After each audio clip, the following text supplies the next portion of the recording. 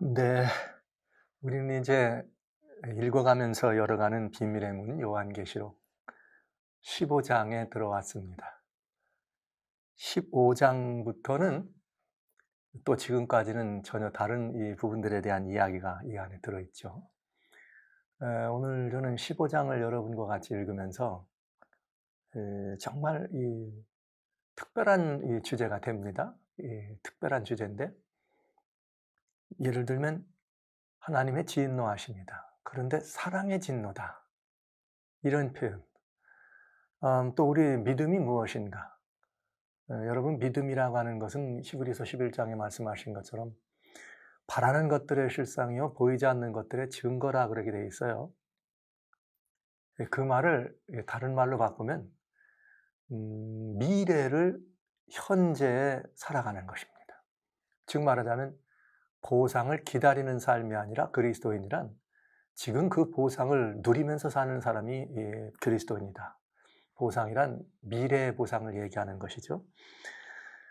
이런 부분들을 여러분들과 같이 계시록 15장을 통해서 한번 살펴볼 수가 있겠습니다.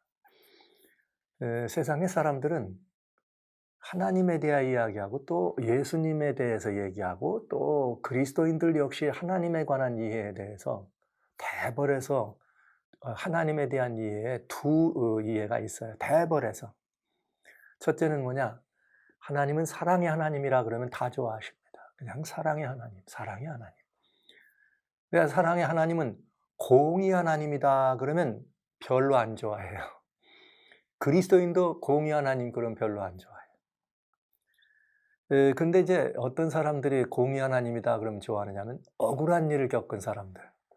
뭔가 좀 억울한 일을 겪고 시시비비를 가릴 일이 있는데 거기서 좀 내가 좀 더 그 억울함이 풀어질 이런 것들을 기대하는 사람은 공의 하나님을 좋아하세요. 기독교 신앙 안에는 은혜 아래 머물러 있는 사람들이 있는가 하면 율법 아래 머물러 있는 사람들이 있습니다. 여러분, 은혜 아래 머물러 있는 사람과 율법 아래 머물러 있는 사람들의 큰 특징은 어디에 있는가?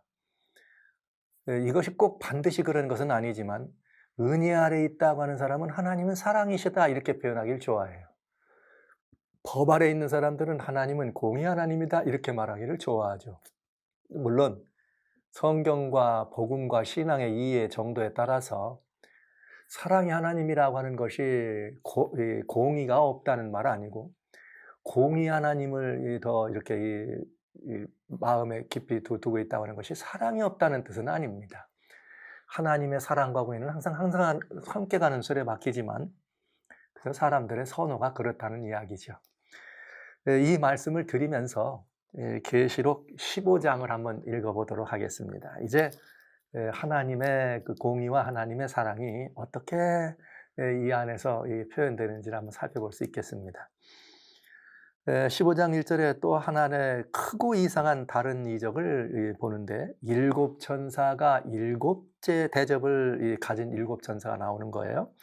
일곱 천사가 일곱 재앙을 가졌으니 곧 마지막 재앙이라 하나님의 진노가 이것으로 마치리로다. 여기 굉장히 심각한 얘기가 들어있죠. 일곱 천사가 나옵니다. 일곱 재앙이 들어있습니다. 그런데 여기 일곱 재앙이 들어있을 뿐만 아니라 이 재앙은 마지막 재앙이라네요. 그러면서 하나님의 진노가 이것으로 마치겠다 이렇게 되어 있습니다. 그러니까 여러분, 이 본문의 말씀을 살펴보면 요한계시록이 기록돼서 1장부터 크게 11장까지는 1장부터 11장까지는 예수님의 증거가 그 선악의 대쟁투 속에서 드러나면서 어떻게 예수님의 증거를 어둠의 세력들이 인멸하려고 했는가 하는 얘기를 중심으로 그러면서 하나님의 예수의 증거가 어떻게 또 역사 속에서 이렇게 교회들을 통해서 펼쳐져 있는가 이런 게 들어있어요. 그러면서 요한계시록 11장 마지막에 보면은 이제 하늘의 성전이 열리면서 그 안에 언약궤가 보입니다. 그러면서 이제 이 대쟁투의 이 굉장히 중요한 그 이슈가 예수님의 증거라고 하는 십자가의 증거에서 하나님의 언약궤 즉 하나님의 율법 계명으로 이 대쟁투의 이 표점이 올라가는 걸 볼 수가 있죠.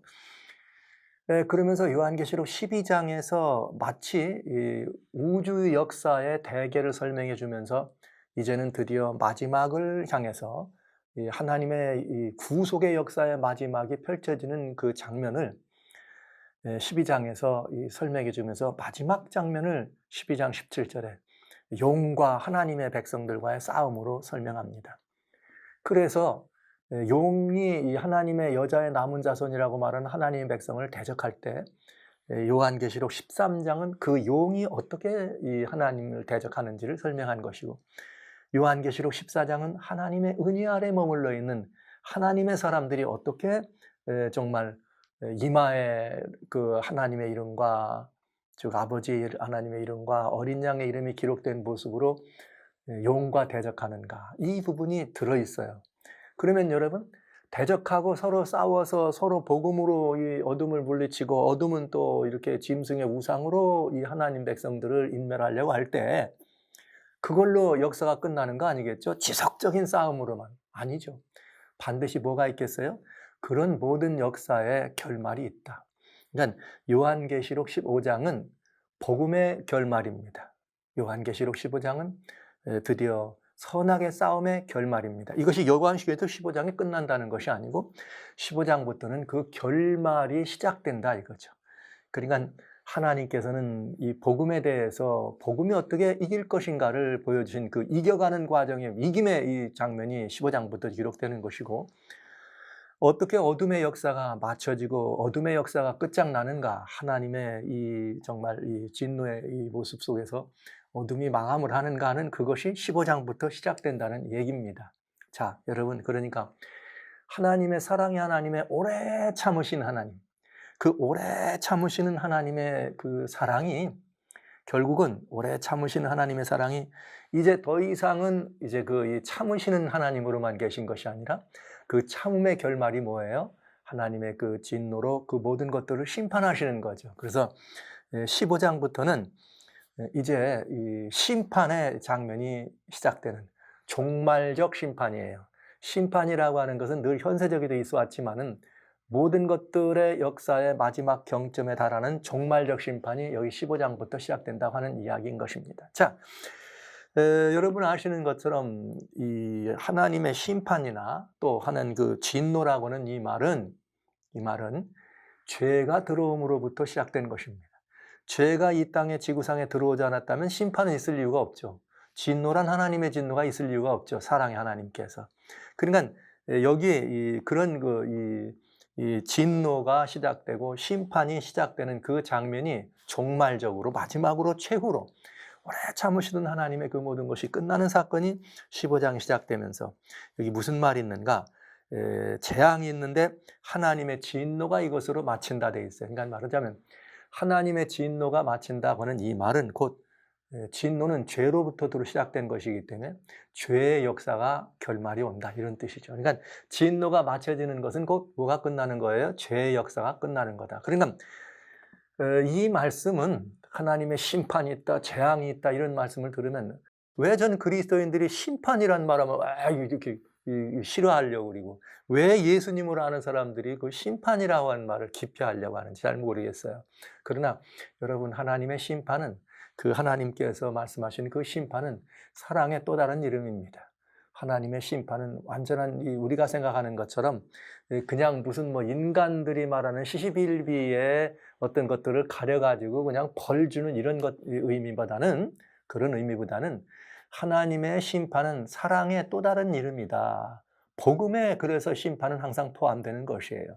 그거를 여러분이 아시게 되겠습니다.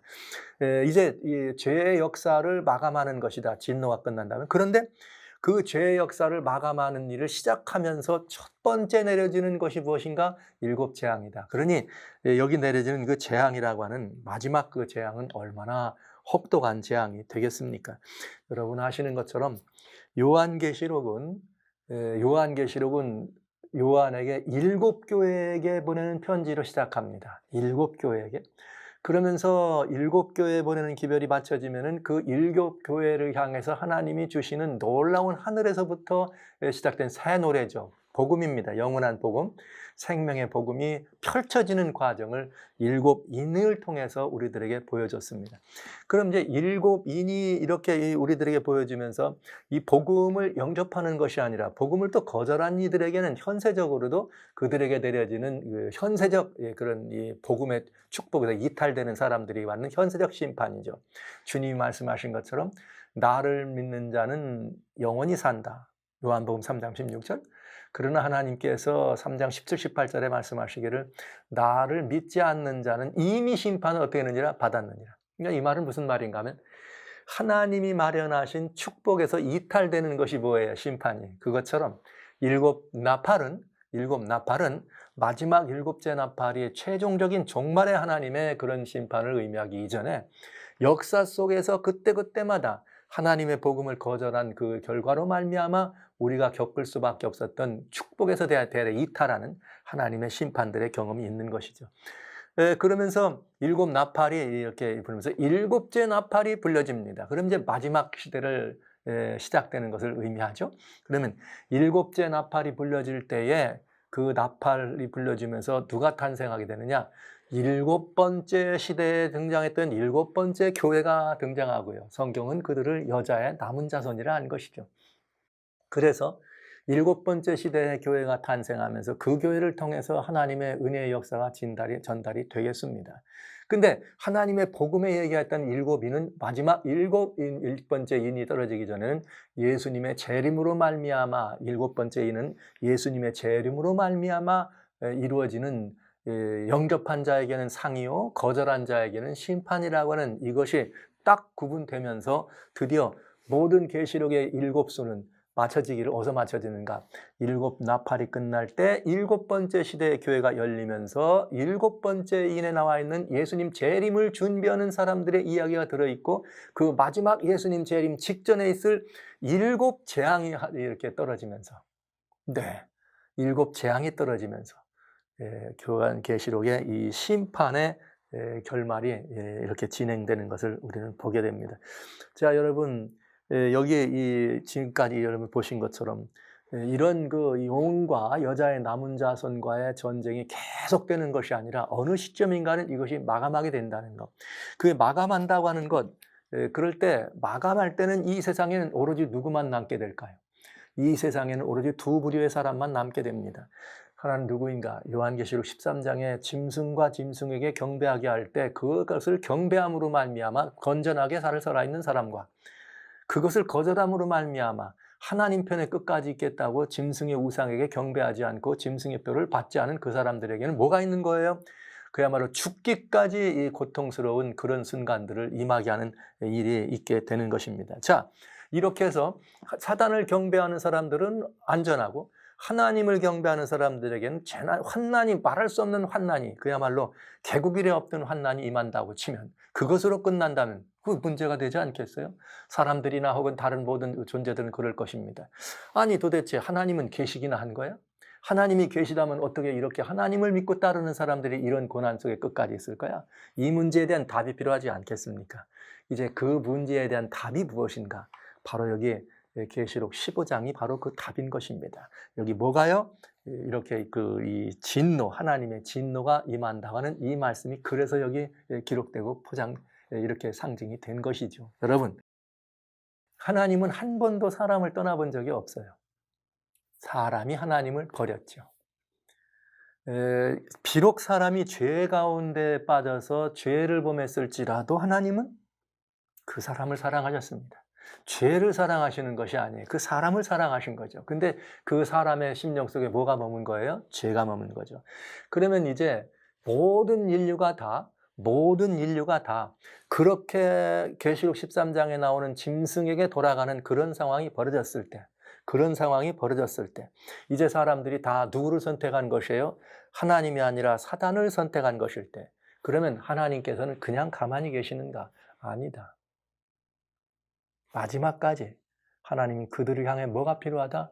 최후의 초청, 마지막까지 하나님을 선택할 수 있는 그런 기회를 주시고 하나님을 선택할 수 있도록 어떤 자극적인 이런 모든 것들을 통해서라도 하나님께로 돌이키라고 하는 하나님의 마지막 호소가 있지 않겠습니까? 이것이 이제 우리는 일곱 재앙을 통해서 그 최후의 선택, 최후로 하나님을 선택하라고 하는 주님의 최후 통첩을 우리는 보게 되는 것이죠. 그래서 이 최후 통첩을 통해서 우리는 뭘 보게 되느냐? 사람들이 하나님에 대한 소식을 못 들을 수 있어요. 과연 그럴까요? 오늘같이 계명할 시대에 그 말고요. 아무리 계명했다 할지라도 하나님 소식 못 듣는 사람도 있습니다. 저는 여기 미국의 한 교회에서 주님을 섬길 때 한 분을 만났어요. 한 분을 만났는데 한국에서 오신 분이었습니다. 급하게 이렇게 정말 레이저 스포츠를 가지고 한국에서 여기로 왔는데 좀 잘못돼 가지고 큰 이 곤경에 처해서 그야말로 이 병원에 긴급 군안 병원에서 입원해서 마지막 이 모습을 모든 사람들이 보이면서 마지막 장면이 연출되는 시간이었습니다. 네, 그때 어떤 일이 벌어졌는가? 그분이 정말 하나님의 은혜로 이렇게 회복되는 상황을 같이 경험해요. 그러면서 병상에 누워서 그분과 처음 제가 이런 얘기를 할 때, 목사님, 저는 저희 집이 교회 옆입니다. 교회 바로 옆이 저희 집입니다. 오랫동안. 그런데 저는 예수님이란 소리를 한 번도 들어본 적이 없습니다. 제가 깜짝 놀랐습니다. 이해되십니까, 여러분? 예수님이란 소리를 한 번도 들어본 적이 없답니다. 오늘 지구 인구가 78억입니다. 이 78억 가운데 이렇게 모든 것들이 발전되고 개명되고 모든 것들이 다 알려지고 드러난 오픈된 이 시대를 살아가는 우리들이 이런 상황, 이런 시대에 살아가면서 아직도 하나님 혹은 예수님에 대하여 전혀 모르는 사람이 있을 수 있다는 사실입니다. 그러면 그 사람들에게도 동일한 기회를 주시는 것이 하나님의 사랑이시고 그들에게도 동일하게 하나님에 대한 기회와 하나님을 선택할 수 있는 그런 어떤 것들을 주시는 것이 하나님의 뭘까요? 그것이 하나님의 사랑이시며 공이시죠. 그렇다면 여기 바로 이 계시록 15장부터 나오는 16장까지 두 장 속에 들어있는 일곱 재앙이라고 하는 이 이야기는 그 하나님의 공의와 하나님의 사랑이 함께 마지막으로 사람들에게 증거되고 전달되는 순간이라고 말할 수 있는 것이죠. 그렇게 하나님을 끝내 거절했지만 알고 거절한 사람들은 사단을 경배하는 일에 갔을 것이고 몰라서 사단에게 경배하는 사람들에게는 어떤 경우든 그 사단을 경배하는 것이 아무것도 아니라는 것. 거짓 신앙, 거짓 종교회가 정말 그 우상은 헛것이라는 것이 드러나 보여야 되지 않겠어요? 그래서 하나님은 이 재앙을 통해서 바로 그 재앙을 통해서 하나님은 이 사람들에게 그리고 하나님을 알지 못하는 사람들에게 그렇게 돌아올 기회, 하나님을 알지 못하는 사람들에게 하나님께 이렇게 하나님을 선택할 수 있는 기회를 주시는 것입니다. 그래서 여기 하나님의 진노가 마친다고 하는 말은 정말 치명적인 심판이지만 하나님은 심판이라는 말을 쓰지 아니하시고 재앙이라는 말을 쓰신 것이에요. 재앙이라는 말을 쓰신 이유는 하나님께서는 신약 구약에 두루 여러 번 그런 말씀이 나옵니다만 하나님을 떠난 백성들에게는 하나님 여러 다양한 재앙을 주셔요. 그 재앙을 하나님은 내가 회초리다. 짐승으로 때로는 온역으로 또는 이 기근으로 때로는 전쟁으로 이렇게 해서 하나님이 계시다는 것을 증거하시는 것을 보여주세요. 그런 재앙을 통해서 하나님 원하시는 것은 돌아오라. 이것이 하나님의 뜻이었어요. 특별히 이 성경 아모스 4장 6절로 12절에 보면은 다양한 정말 이 시대의 마지막 시대를 향한 일들이 거기 포함되어 있는데 그때 하나님은 말씀하시기를 매 재앙의 때마다 그러나 너희가 내게로 돌아오지 않더라. 이렇게 기록됐습니다. 여러분, 그러니까 재난이라고 하는 건 우리가 이 부모가 자녀들을 향해 드리는 회초리와 같은 것입니다. 누가 때려서 죽으라고 회초리 때리는 부모는 없어요. 뭐 하라는 거예요? 뭔가 좀 착하게 되라, 아니면 뭐가 잘 되라, 아니면 돌아오란 뜻 아닙니까? 하나님께서 사용하시는 재앙은 회초리입니다. 심판이기도 하지만 그 심판은 돌아오라고 하는 하나님의 초청의 의미가 있기 때문에 심판이란 말을 쓰지 않고 재앙이란 말을 쓰신 것이에요. 그래서 하나님은 우리들로 하여금 이 재난을 통해서 끝내 그냥 머물러 있지 아니하고 하나님께로 우리를 돌아오도록 하는 그런 초청과 호소라고 하는 사실입니다. 그것이 지금 계시록 15장에 기록된 것이에요. 그 계시록 15장은 계시록 16장부터 시작되는 7재앙이 시작되는데 그 7재앙의 아버지 마음이에요. 7재앙을 내릴 수밖에 없다. 이래서 내 진노가 맞춰진다. 그것을 할 수밖에 없는 아버지의 마음을 하나님의 보좌에서 표현한 것이 15장 이야기다 하는 것을 알 수가 있게 됩니다. 자, 그래서 15장은 이 재앙의 서곡이에요. 진노, 심판의 서곡입니다. 그런데 이 심판 여기 서곡이 있는데 여기에는 굉장히 중요한 이렇게 이 노래가 하나 들어있어요. 무슨 이 노래가 여기 들어있느냐 하면은 15장 2절부터 4절까지 이거는 이긴 사람들이 부르는 노래입니다.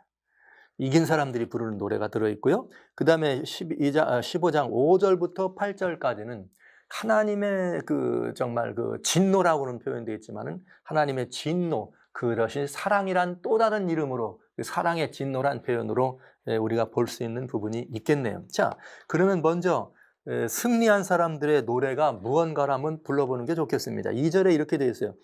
또 내가 보니 불이 섞인 유리바다 같은 것이 있고 짐승과 그의 우상과 그의 이름의 수를 이기고 벗어난 자들이 유리 바닷가에 서서 하나님의 검은 고를 가지고 하나님의 종 모세의 노래 어린 양의 노래를 부르더라 이렇게 되어 있어요. 그러니까 이건 뭐냐면 여기 이 짐승과 그의 우상 또 그 이름의 수를 이겼단 말은 그러니까 바로 계시록 13장이 직결되는 거죠. 계시록 13장 때에 사단이 하나님 백성들을 향해서 내리는 그 강력한 환난이죠. 사단에게 충성하지 않으면 몇이든 죽게 하려고 하는 그런 강력한 개국 이래도 없었던 크고 무서운 환난이 일어날 때에 그럼에도 불구하고 하나님의 편 선 사람들입니다.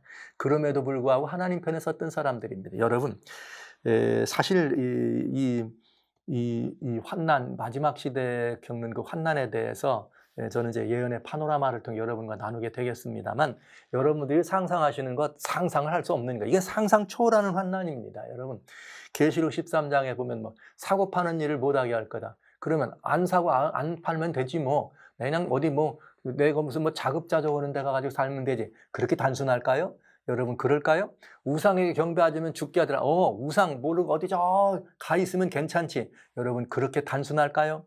여러분 여기 짐승의 표를 안 받는다든지 아니면 우상에게 경배를 않는다든지 하는 사람들에게 내려지는 그 환난은 어마어마한 그 환난이 어마어마한 환난. 말할 수도 없는 상상을 초월할 수도 없는 초월하는 상상을 초월하는 환난입니다. 오죽하면 예수님께서 그거는 너희가 정말 창세 이후로 경험해 보지 못한 그런 환난이라 그랬어요. 그러니까 성도 여러분, 우리가 믿음을 하나님 앞에 고치고 갖춰야 될 이유가 바로 그런 부분에 있겠습니다. 그러나 우리가 이렇게 아는 것과 믿는 것은 다릅니다. 그러니까 성경이 그렇게 되어 있다는 것을 지식과 정보로 아시는 것과 그것이 그렇기 때문에 나는 정말 하나님께 어떻게 믿음을 하나님께 이렇게 가지고 나가야 될 건가 하고 믿는 것은 다르다는 거죠. 그래서 사단의 계획은 그렇게 단순하지 않습니다. 여러분 생각하시는 것처럼 그냥 환난이 있대 경배하라던데 안 하면 죽인대 이걸로 끝나는 정도가 아니라는 거죠.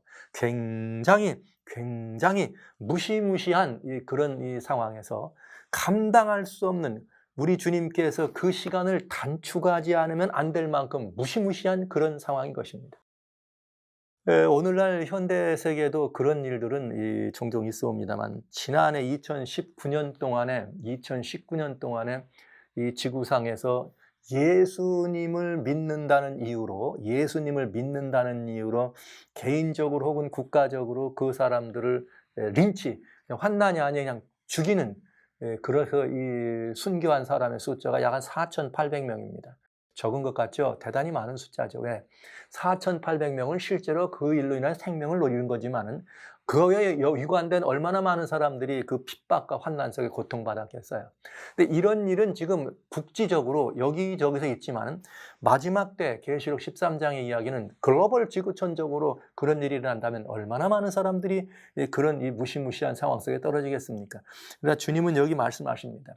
그럼 그 사람들에게 하나님께서 끝내 막 믿음으로 있으면 되지 하면서 그냥 잘 믿어라 이렇게만 했을까? 아니죠. 여기 바로 15장 2절에 나와 있는 이 모습은 대단히 중요한 말하자면 대단히 중요한 하나님이 우리들을 향해 주시는 단순한 권고가 아니라 보증이요 보장입니다. 이건 굉장히 중요한 거예요. 왜 하나님께서 심판하시는 그 일을 말씀하시면서 보좌 앞에 서 있는 우리들을 보여주실까요? 보좌 앞에 서 있는 우리들을 보여주십니다. 저는 이것을 미리 보여주는 보좌 앞이다. 그래서 미리 보여주는 보좌 앞이라는 것은 여기 뭐냐? 믿음이 여러분 아시는 것처럼 믿음이란 어떤 거죠? 우리가 이렇게 보지 못하는 것들의 확실한 뭡니까? 보는 것과 마찬가지의 증거입니다. 우리가 마음으로만 생각하고 우리 심령 속으로만 가지고 있던 것들의 진짜 중요한 구체적인 허상이 아니라 실상입니다. 이것을 보여주신 거예요. 그냥 믿음으로 참아라 견뎌라 하지 않고 뭘 보여주는가? 하늘 보자 유리바닷가를 보여주면서 너희가 살 곳이 저기라는 걸 보여준 거죠. 이게 왜 보여줬을까요? 왜 하나님이 유리바다에 불 섞인 유리바다를 왜 보여줘야 돼요? 왜 미리 우리가 그 미리 보좌 앞에 있는 우리를 바라봐야 합니까? 그건 뭔가? 우리가 받는 고난이 너무 크기 때문에 그 고난 중에 그 보좌 앞을 바라보면서 뭐 하라는 거예요? 그 보좌 앞을 바라보면서 고난을 이기라고 하는 하나님의 응원가입니다. 이것은 실제로 구체적으로 실증 사례가 있는 것이죠. 어떤 사례인가? 여러분 아시는 것처럼 사도행전 6장과 사도행전 7장에는 스데반의 순교의 대목이 들어있습니다. 그때 스데반이 순교할 때 어떤 일이 겪는가? 스데반이 보라. 하늘을 열고 돌 맞아 죽기 바로 직전입니다. 하늘에 열리고 인자가 보좌 우편에 인자가 보좌 우편에 서 있는 것을 내가 본다. 그러면서 그의 모습은 천사의 모습과 같았습니다. 성도 여러분, 스데반이 마지막 순교 직전에 본 것은 하나님의 보좌였습니다. 그런데 그는 그 보좌를 미래의 보상으로 본 것이 아니라는 거죠. 뭘로 봤어요? 현실로 본 것입니다. 그래서 그는 천사와 같았어요. 그가 다른 사람들이 볼 때는 그에게 돌을 던지는 돌무더기를 보였지만 스데반은 거기가 누구 앞입니까? 하나님 앞으로 본 것입니다. 그렇습니다, 여러분. 이게 믿음입니다. 이래서 여기에 이걸 보여준 거예요. 뭘 보여줬는가? 계시록의 맛은 그렇게 있는 거죠. 계시록의 맛은 바로 이것입니다. 먼 미래 여한한 시간 동안 2000여 년 이상 내려가면서 이런 어떤 일이 있다. 그러니 뭐 하라 이런 걸 보여주려고 한 것이 아니라 그때마다 우리는 그 미래에 있는 하나님의 그 아름다운 이 하나님의 사람들을 향한 어린 양과 함께하는 하나님의 사람들에 대한 하나님의 상급과 보상을 보여주시면서 그걸 보고 참으라. No, 그게 아니에요. 그게 지금 현실적으로 내 것이라는 걸 보여준 것이죠. 먼 미래에 대한 보상이라 지금 내 것이라는. 여기 유리바다는 여러분 보신 것처럼 계시록 4장 6절에 보면 보좌 앞에 뭐가 있어요? 내생물이 있고 거기에 유리바다가 있어요. 수정과 같은 보좌 앞에는 유리바다가 있고 거기에 뭐가 있습니까? 보좌 가운데 보좌 주에 내생물이 있는 모습을 우리는 보게 됩니다. 유리바다와 같은 바다를 보여준 것은 우리가 가야 될 곳이지만 그걸 바라보고 참으라 한 것이 아니라 스데반이 그걸 보면서 자신의 현실로 그걸 가져간 것처럼 보좌 앞을 어떻게 하라는 거예요? 우리가 겪는 다양한 환난 속에서도 보좌 앞에 있는 사람으로 그 환난을 겪어봐라. 이길 수 있다. 이런 하나님의 놀라운 응원가로 보여주신 것이 바로 여기 2절에 보여준 유리바다 같은 것입니다. 이 유리바다는 여러분 아시는 것처럼 보좌죠. 계시록 7장에는 어떻습니까? 그 보좌 앞에서 이긴 우리들이 보좌 앞에서 하나님을 뭐합니까? 찬양하고 하나님 이 장막 우리 위에 덮는 그런 사건들을 계시록 7장에는 보여주지 않습니까? 그러니까 여러분 요한계시록의 묘미는 바로 여기 있는 것입니다. 그래서 여기 주님께서 우리들을 향하여 늘 보좌 앞에 서 있는 그런 이 존재로 14만 4천을 뭐라 그랬어요? 어린 양과 함께 시온산에 섰다. 그 시온산이 어디라? 은혜의 보좌 앞이라 얘기 말씀 안 드렸습니까? 그러니까 여기 또 어떤 환난과 어떤 핍박이 있을지라도 우리는 뭐하라? 은혜의 보좌 앞에 서 있다고 하는 사실을 뭐하지 말라? 잊지 말라는 거죠. 그러니까 이것을 먼 미래에 어느 날 우리가 그곳에 갈 것이다. 그러니 오늘을 참아라. 이게 아니고, 만약 제가 분명한 말씀을 드리는 거예요. 그게 아니에요. 지금 내가 있는 것이 은혜의 보좌 앞이라. 지금 내가 하나님의 유리바다와 같은 보좌 앞에 있다는 사실을 뭘로 보라는 거예요? 믿음으로 보라는 거죠. 믿음으로. 아유, 거기에 무슨 두려움이, 거기 무슨 어려움이 있겠어요. 요즘 저는 예언의 파노라마를 통해서 그 시절이 지금 심히 이 계시록 13장의 예언 성취가 가깝다는 걸 말씀드리는데, 또 진도가 이렇게 같이 맞아 나가니까 참 다행입니다. 그러면서 저는 이 시절에 이 진도가 지금 잘 맞아가고 있어요. 여기 환난이 있다는 건 두려워하지 말라 이거죠. 왜냐? 환난이 있을지라도 그대들은 어디 앞에 있다? 보좌 앞에 있다는 사실을 잊지 말라는 거죠. 스데반이 바라본 그 하늘 보좌는 오늘 우리들이 봐야 될 보좌입니다. 스데반은 먼 미래의 어느 날 나에게 주어질 하늘 보좌를 본 것이 아니라 지금 뭐 하는 거예요? 보좌 앞에 인자가 서 있는 것을 본다. 이제 여기 또 그 말씀을 좀 드릴 건데, 서 있는 것을 본다. 와, 놀라운 이야기죠. 여러분, 우리는 이 보좌에 놀라우신 이 하나님의 그런 은혜의 섭리의 손길이 우리를 은혜의 보좌 앞에 서게 했고, 지금 현재 그 앞에 서 있는 사람이라는 사실을 잊지 말아야 합니다. 믿음이란 미래에 있을 삶을 오늘 가져다가 현재에 사는 것이에요. 미래에 있을 보상을 지금 끌어다가 오늘 이 자리에서 사는 것입니다. 그러니 여러분, 오늘 진정한 그리스도인들은 몸은 여기 있지만 하늘의 신민이라는 말씀을 드리는 것이에요. 여러분, 하늘 사람이란 사실을 잊지 말아 주십시오. 정말 이 미래에 있을 그 일을 현재에 가져다가 현재로 더불어 살아가는 삶이란 얼마나 아름다운 삶인가. 그리스도인의 생애가 두 종류가 있어요. 하나는 애써서 이겨. 뭘 바라보고? 내가 영원한 하늘 본향을 바라보고 그때 갈 거라고. 거기 상급이 있다고. 이런 사람이 있어요. 그러면서 오늘 내 다양한 행위가, 다양한 내 이 선과 이것들이 나의 의로움으로 등장할 수 있죠. 그러나 그것은 행위가 앞서는 이 신앙, 가능하면 율법적 신앙의 이 모습이라고 볼 수 있겠네요. 그리스도인은 사실은 보상을 바라보고 오늘 나를 참거나, 보상을 바라보고 오늘 내가 어떤 것들을 이렇게 미래에 있을 보상을 생각하면서 지금 그렇게 하는 것이 그리스도인이 아니라, 그리스도인은 미래에 있을 보상을 지금 바라보면서 오늘 그 보상을 지금 누리고 살아가는 사람입니다. 이런 사람. 그러니까 이겨서 보상을 받는 게 아니라 그 보상을 가져서 이기는 사람이에요. 어려우셔요? 다시 한번 말씀드릴게요. 환난과 핍박이 지금 있습니다. 어떤 이들은 나는 이 환난과 핍박을 참어. 어떻게 참아요? 결국 이것을 이기면 하나님의 보좌 앞에서는 은혜가 있을 거야. 난 그걸 보고 지금을 참어. 이렇게 사는 믿음 신앙이 있는가 하면 그게 아니라 지금 환난과 핍박이 있어. 근데 이 핍박을 이기는데 내가 지금 어디에 있는 사람이야? 나는 은혜의 보좌 앞에 있는 사람이야. 하나님의 보좌 앞에 내가 서 있어. 하나님의 이 성막이 나를 장막을 줄치고 있어. 이렇게 생각하면서 환난과 핍박을 넘어서는 사람이 있다 이거죠. 그들은 미래에 주어질 보상을 가지고 오늘 살아가는 사람들이고, 먼저 말한 사람들은 미래에 있을 보상을 바라면서 오늘 참고 인내하는 사람들입니다. 어떤 삶을 선택하시겠습니까, 여러분? 여러분은 어떤 삶을 선택하시겠습니까? 히브리서 12장에 예수님께서는 그는 앞에 있는 십자가를 바라보고, 앞에 있는 즐거움을 보고 십자가를 개의치 않았다. 이렇게 했어요. 그러니까 앞에 있는 십자가니까 미래 보상, 부활이라는 미래 보상을 있을 거를 믿고 그러셨다는 말씀처럼 들리시나요? 아닙니다. 그 말은 무슨 말인가? 그는 지금 십자가에 달리는 순간에도 뭘 보고 계신 거예요? 나는 지금 뭘 봤다는 거예요? 부활이라고 하는 그 놀라운 상황 속에 이 자신의 이 모든 것들을, 이 십자가를 개의하지 않았다 이 말이죠. 여러분, 그리스도인의 삶이라는 것은 이랬으면 좋겠습니다. 이것이 현실 상황 속에서 이렇게 드러나야 되는데 정말 그렇게 드러나기는 쉬운 일이 아닌 것 같지만, 그러나 여러분에게 권합니다. 여러분, 그리스도인이란 누굴 말하는가?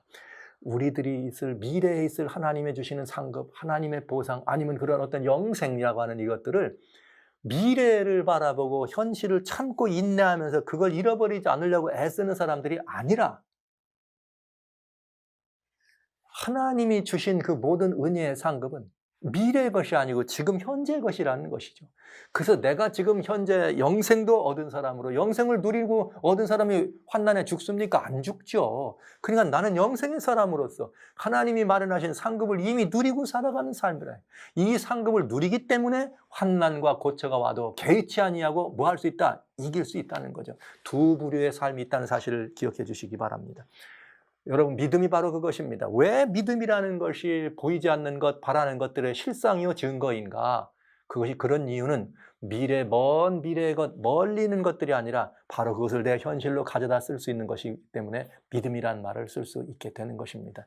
이 계시록 15장은 우리들에게 그걸 보여주고 있는 것이에요.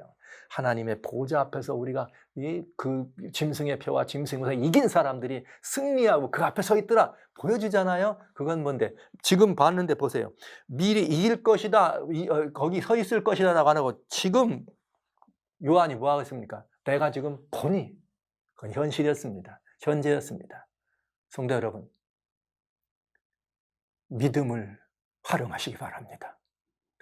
보상과 상급을 기대하고 미래를 바라보는 것이 아니라 진정한 믿음, 보상과 상급의 사람으로 오늘 살아가는 것입니다.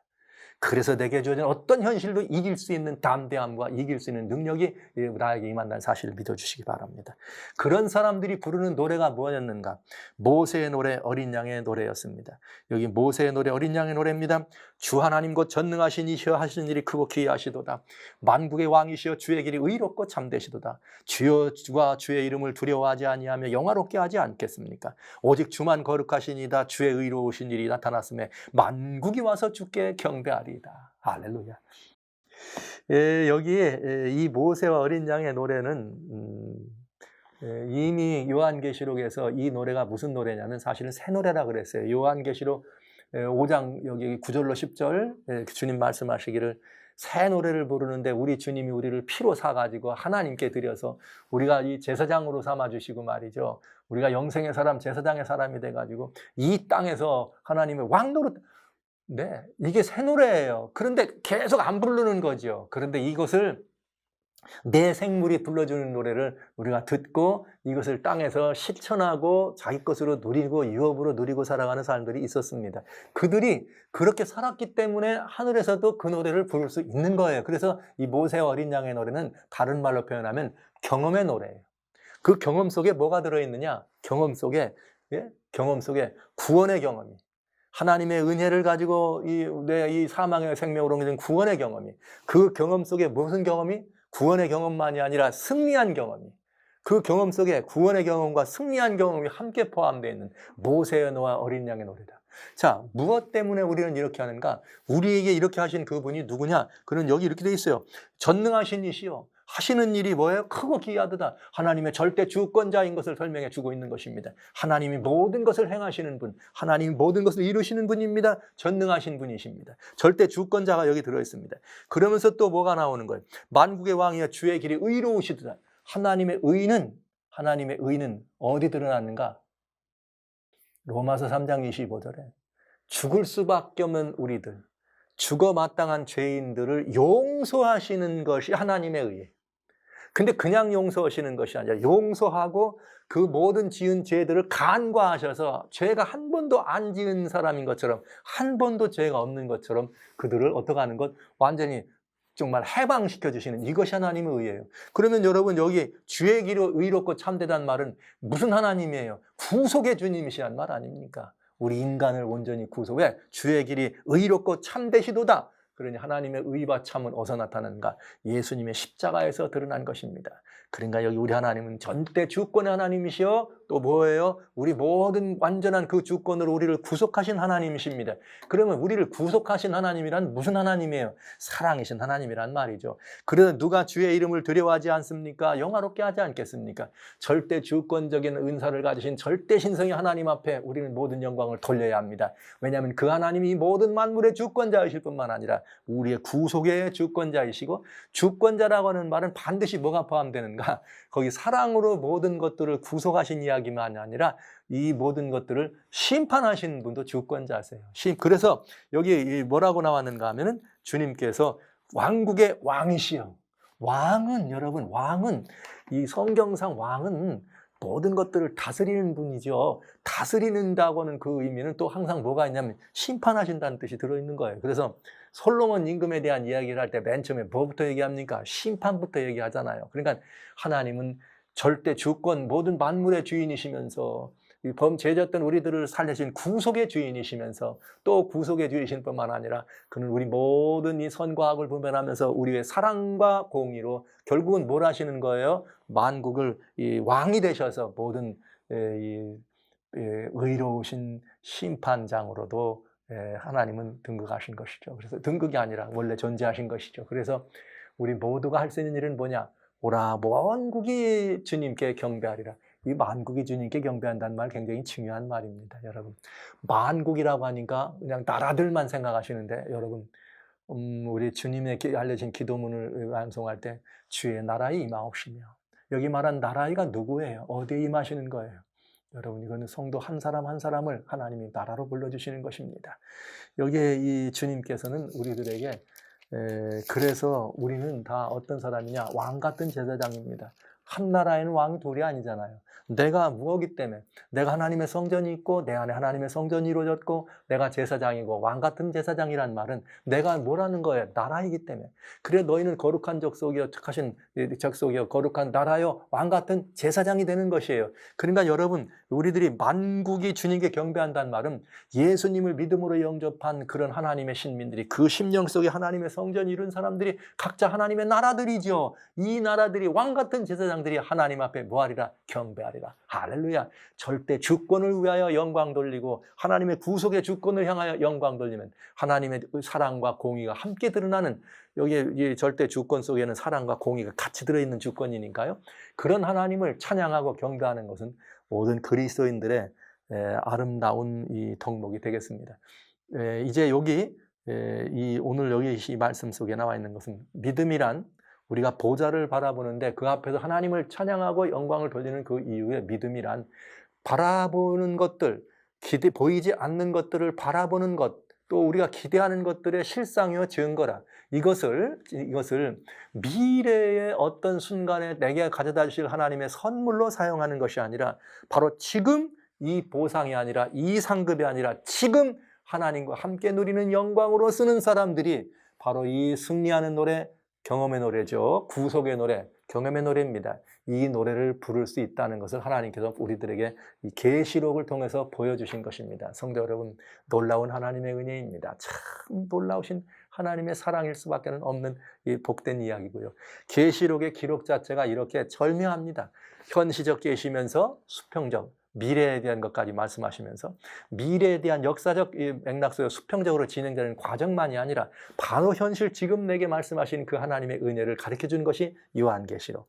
그 마지막 때 그 큰 환난이 우리들 임한다고 할 때 하나님의 진노를 마칠 수밖에 없는 죄의 역사를 끝내는 7 재앙이 임할 때, 여러분 그 재앙이 임할 때, 또 그런 환난이 우리들에게 임할 때 그리스도인들은 이미 영원한 생명을 얻은 사람으로 하나님의 그 놀라우신 은혜를 이미 수여받은 사람으로 이 모든 것들을 이길 수 있다라고 하는 하나님의 여기 승리의 비결을 여기 15장에 지금까지 기록해 주셨네요.